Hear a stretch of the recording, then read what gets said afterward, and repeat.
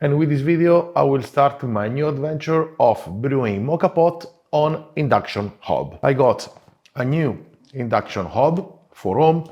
It's brand new. I didn't open it yet. I got it from Amazon. I will put the link in the description box if you want to understand more about this induction hob. This video is not a review of this product. I never use it, so I don't even know if it's gonna work well. I just got it because it's pretty simple, doesn't cost much, so let's see if it's going to work. The purpose of this video is to start to brew Moka pot in a different way than I usually do. If you saw my video, you saw that I brew my Moka pot at home with a gas stove. For me, it's also good to understand the approach to brew Moka pot with induction, so we can also compare it against the gas, where I am more familiar with. As you can see, I have this new device. It's a camera, so that I can give you a better, let's say, point of view shot of what I'm doing, so you can enter inside my eyes and follow step by step what I will do. First thing, let's unpack this product.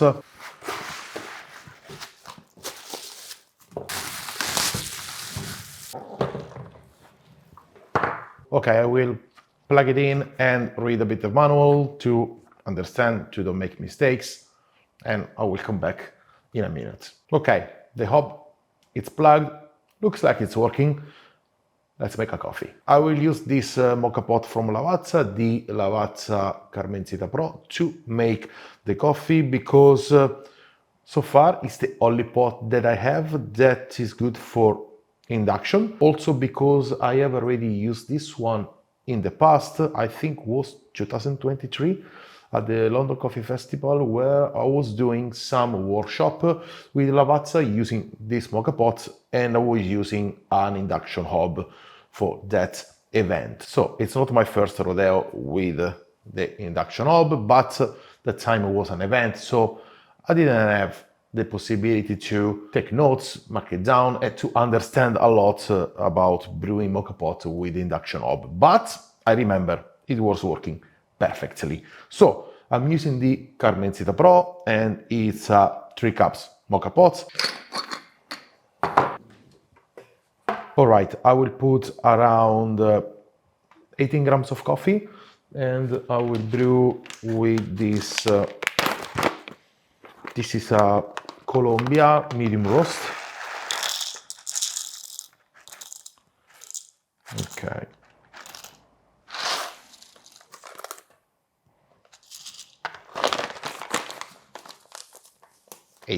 And I will grind this coffee with the Timor Sculptor 78S at 6.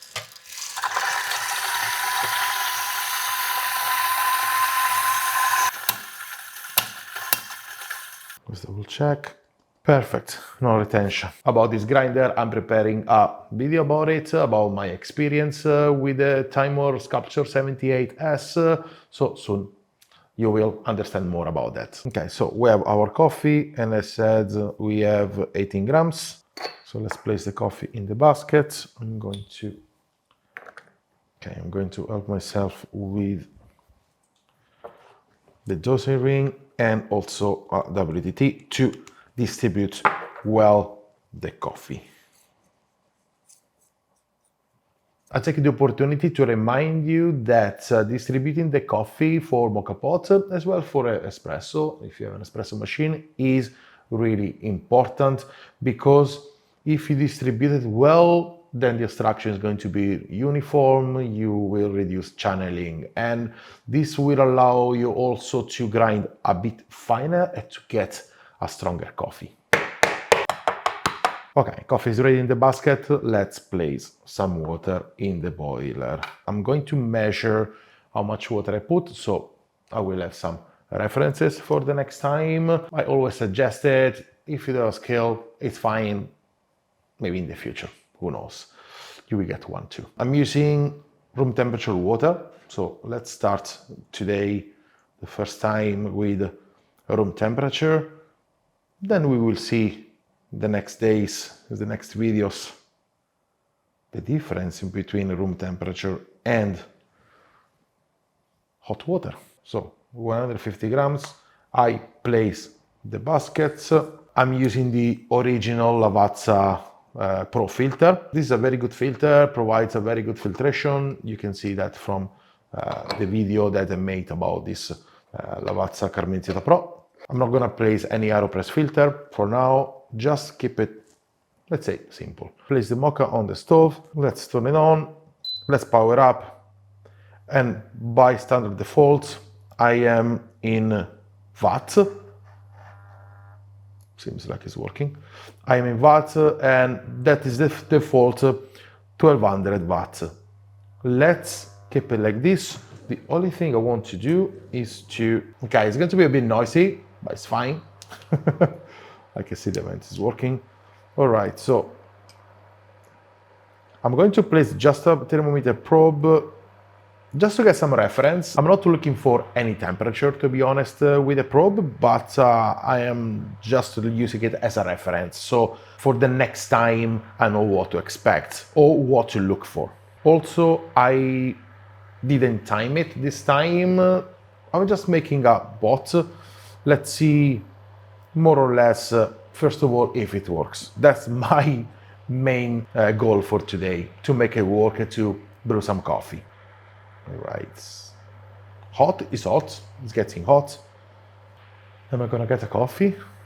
Let's start to think about what can be the difference in between induction and gas.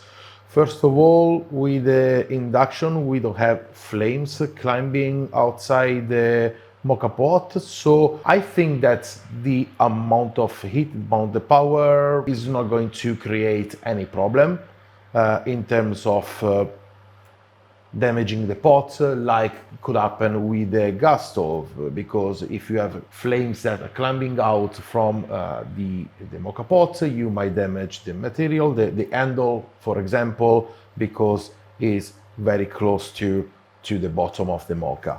In this case, we don't have any flames climbing, the heat is coming just from the bottom, so I think that you can push it as well as a brewing method. It's hot, the pot is hot, so the water is warming up. Maybe I should have put a timer, to be honest, but let me know if you're using already an induction hob, more or less how long it takes the coffee to come up. If you take track of the time, this can be very good for me for the future videos to have a reference about that. Oh, the coffee is coming. All right. So the coffee is coming. I will reduce the power a bit. Let's say 800. It's coming very fast, as you can see. The temperature of the coffee coming out, it came out, I think, like it was 50 something, 55, 56, I don't know. You can see from the record. It's coming very fast, actually. All right, 70. Let me reduce the power. Okay, it's coming fast. I didn't remove the pot. Okay, it's time to turn it off. Finish was like 85, 86, the liquid. All right, so yeah, now I'm getting the fan working. Hopefully it's not gonna create too much mess with the microphone. Let's see during editing, and also like we will see. Is the good thing of trying new things, right? Okay, I have my first coffee with the induction hob. Let's taste it. Okay, what I'm gonna do is going to stir it. Okay, the fan turned off.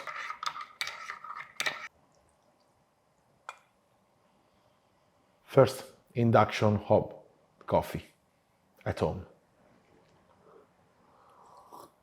All right, it's a bit weak, probably because it was coming too fast. I need to control better this speed of extraction. Maybe next time I will remove the Moka pot. I need to see. I didn't take the time, but it didn't take long, I think, for the coffee to come up.